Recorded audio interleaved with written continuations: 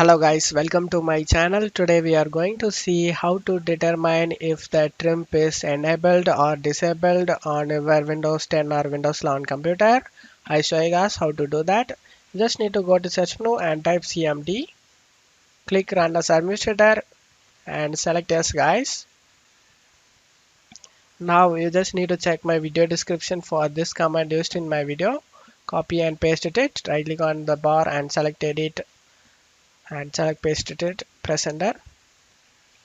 So the output says 0 here. That means that the trim support is enabled on your SSD.